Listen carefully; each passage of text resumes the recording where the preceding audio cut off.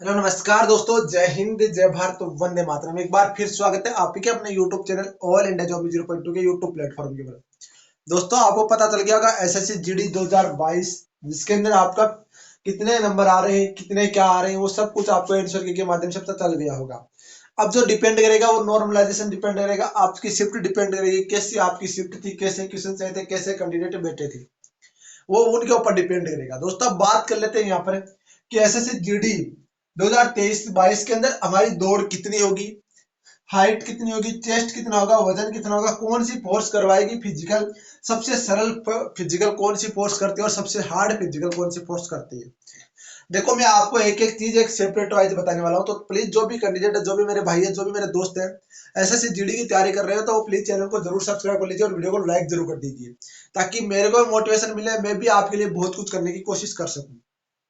बात करता हूं यहाँ पर एसएससी जीडी 2023 के 22 के अंदर सबसे पहला प्रोसेस था, वो आपका CBT computer based test exam था, जो आपने दे दिया है। उसका आंसर के भी आगे रिजल्ट ही बहुत जल्द आपको आ जाएगा। अभी जो सेकंड प्रोसेस बचा है वो बचेगा पीटी पीएसटी यानी फिजिकल स्टैंडर्ड टेस्ट और फिजिकल एफिशिएंसी टेस्ट, सिर्फ सेकंड फेज में होगा। और आपका तीसरा फेज होगा वो होगा डीएमई, जिसको हम बोलते हैं डिटेल मेडिकल एग्जामिनेशन, और आरएमई जिसको हम बोलते हैं री मेडिकल एग्जामिनेशन, वो आपका साथ ही में होने वाला है। इसके बाद में आपका जो होगा ना, वो होगा मेरे दोस्तों यहाँ पर फाइनल मेरिट लीडर, और उसके बाद में बन जाते हो आप एक फोर्स के जवान। अब बात आती है दौड़ कितनी होगी। देखो मेरे दोस्तों, जहां तक मेरा मैं बताऊं आपको, 5 किलोमीटर की रेस होगी ना। आपको मैं क्या बताऊं, पूरा आपका नोटिफिकेशन में दे रखा है। 5 किलोमीटर की रेस 24 मिनट में पूरी करनी होगी, और फीमेल कैंडिडेट को 1600 मीटर की रेस 8 मिनट में कंप्लीट करनी होगी। ये प्रोसेस है फर्स्ट आपका दौड़ का। ठीक है। इसके बाद में आपका हाइट, हाइट क्या रहता है, 170 सेंटीमीटर आपका हाइट रहता है। फीमेल 167 सेंटीमीटर रहता है, इससे कम भी हो सकता है यदि वो कैटेगरी वाइज छूट मिलेगी। उस छूट को लेने के लिए आपको क्या करना होगा मैं बताऊंगा आपको।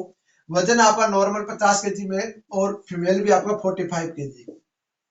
बात करूं चेस्ट की, तो 80 से 85 आपका यहाँ पर चेस्ट होना चाहिए, और आपको फीमेल के लिए अलाउड नहीं है। ये होता है आपका फर्स्ट प्रोसेस, जिसको हम बोलते हैं PAT PST physical standard test और फिजिकल एफिशिएंसी टेस्ट। पता चल गया। अब देखो होता है किस तरीके से फिजिकल में, बताऊं आपको। आपको एंट्री से लेकर आउट तक की पूरी प्रोसेस बताऊंगा। सबसे पहले जैसे आप पास हो जाओगे, आपका एक एडमिट कार्ड आएगा एसएससी की वेबसाइट के ऊपर।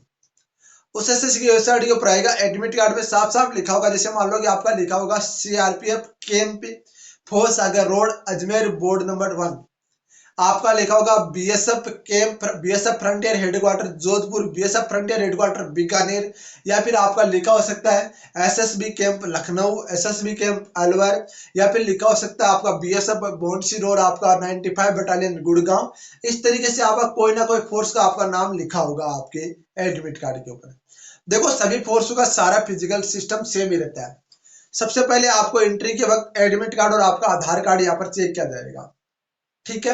इसके बाद में आपका क्या होगा, जैसे आप एंट्री लेते हो, आधार कार्ड और एडमिट कार्ड चेक होने के बाद में आपको यहाँ पर सबसे पहले हाइट आपकी नापी जाती है। हाइट नापने के बाद में आपको एक 3 पेज का फॉर्म देते हैं, जो आपको भरना होता है।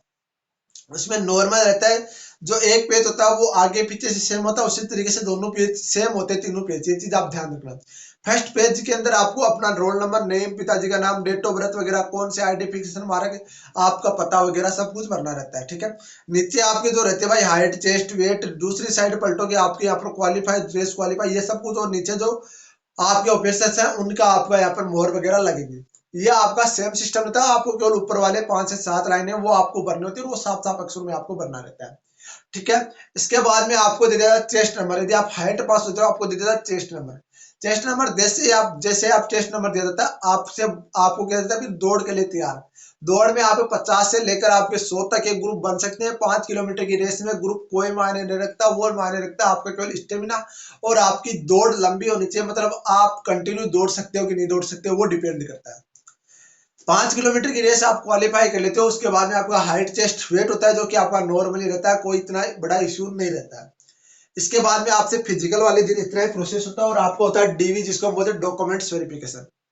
तो जो भी मेरे कैंडिडेट है, जो भी मेरे भाई है, जो भी मेरे दोस्त हैं, फिजिकल देने जाएंगे, वो दिन का नंबर आएगा, तो उनको बोला जाता है अभी भी आप सेंटर के जाति प्रमाण पत्र के लिए अप्लाई कर दो। किसी भी कैटेगरी से बिलोंग करता है उससे कोई फर्क नहीं पड़ता, मैं एक ही चीज बोलूंगा, सेंटर का जाति प्रमाण पत्र आपके पास होना चाहिए, यूआर को छोड़ के। क्योंकि यदि आपका सेंटर का जाति प्रमाण पत्र नहीं है, आपको अपनी कैटेगरी का लाभ नहीं मिलेगा, फिर आप चक्कर काटते रहोगे उसी बीएसएफ कैंप या सीआरपीएफ या एसएसबी आईटीबी जो आपका कैंप दिया हुआ है। आपके पास जो डॉक्यूमेंट्स मैंने बताया वो डॉक्यूमेंट्स आपके पास होने चाहिए। ठीक है, 10वीं 12वीं आपका यहाँ पर जाति मूल और आधार कार्ड, ये सारे डॉक्यूमेंट्स आपको ओरिजिनल आपके पास होने चाहिए। ठीक है, ये हो गया आपका फर्स्ट जो डेब्यू होगा। इसके बाद में आपको आती है कौन सी फोर्स करवाएगी फिजिकल। देखो वैसे तो सारे फोर्स करवाते हैं फिजिकल, पर मेन फोर्स रहती है वो रहती है सीआरपीएफ। आपको बता दूं सीआरपीएफ रहती है जिसको हम बोलते हैं central armed police force, central reserve police force, sorry central armed police force CAPF होता है। सीएपीएफ होता है सेंट्रल आर्मड पुलिस फोर्स, जिसके अंदर सीआरपीएफ वगैरह सारी फोर्सेज काम करती है। इसके बाद जो काम आपका बीएसएफ, और इसके बाद में आपका एसएसबी, और इसके बाद में आपका आईटीबीपी, आसाम राइफल भी करवाती है किसका। ये सारी फोर्सेज मिलकर इनका फिजिकल करवाती है। ठीक है, अब देखो बात आती है सबसे ज्यादा आपका सीआरपीएफ, उसके बाद बीएसएफ बंदों का फिजिकल करवाती है, और यही फोर्स आपका मेडिकल करेगी, यही फोर्स आपका मेडिकल करेगी। सीआईएसएफ भी करवाती है, सीआईएसएफ भी ध्यान रखना, सीआईएसएफ भी होता है। अब देखो मैं एक चीज आपको बता दूं, अभी कंफर्म कर रहा हूं, सीआरपीएफ मेडिकल करवाएगी ना, वो मेडिकल थोड़ा सा सीआरपीएफ का थोड़ा सरल होगा, बल्कि बीएसएफ का मेडिकल बड़ा टफ होता है। बीएसएफ का फिजिकल आपका नॉर्मली लेते हैं, वो दिन का पूरा पूरा होता है उनको पास कर देते हैं, पर सीआरपीएफ का फिजिकली बड़ा टफ होता है। तो जिन बंदे की किस्मत अच्छी होगी उसको आपका फिजिकल में आपका बीएसएफ मिल जाएगा, और आपका मेडिकल में आपका यहाँ पर सीआरपीएफ मिल जाएगी। वो हमारी किस्मत के ऊपर डिपेंड है, पर दोस्तों बता दूं आपका, जहां तक मेरा अनुमान है वहां तक आपके पूरा, यदि आप फिट हो, यदि आपने पूरे सब कुछ क्वालिफिकेशन पूरी की है, तो आपको ऐसा कोई बंदा वहां पर नहीं होगा जो आपको निकालने की कोशिश करेगा। क्योंकि आपको पता होना चाहिए वो भी चाहते हैं कहीं ना कोई बंदा जॉब लगे और सब बच्चों के भविष्य का संवरे। दोस्तों मैं बताऊं आपको, सीआरपीएफ बेस्ट, सीआरपीएफ और सीआरपीएफ सब जो भी हो सबसे बेस्ट, ये सब कुछ आपको मिलता रहता है। देखो दोस्तों ये सब कुछ आपको मैंने बता दिया, सबसे सरल मैंने बता दिया, सबसे हार्ड मैंने बता दिया। आईटीपी भी अपना मेडिकल टफ करवाती है, ये चीज आप ध्यान रखना। और बता दूं महत्वपूर्ण बात बता रहा हूं, मेडिकल के अंदर ब्लड टेस्ट और यूरिन टेस्ट और एक्सरा 3 टेस्ट जरूर होंगे, जांचें होगी, ये चीज आप ध्यान रखना। बाकी देखो मेडिकल को भी मैं कवर करने वाला हूँ, फिजिकल को भी मैं कवर करने वाला हूँ, सबको मैं कवर करने वाला हूँ। तो जो भी मेरे कंटेंट है, जो भी मेरे भाई हैं, जो भी मेरे दोस्त हैं, वो प्लीज आप चैनल को सब्सक्राइब और वीडियो को लाइक जरूर कर दीजिए। बाकी जो भी कोई अपडेट होगी वो आपको मिलती रहेगी इस यूट्यूब चैनल के माध्यम से, तो प्लीज चैनल को सब्सक्राइब जरूर करें। मिलते हैं नेक्स्ट वीडियो में नई जानकारी साथ, तब तक के लिए जय हिंद, जय भारत, वंदे मातरम दोस्तों।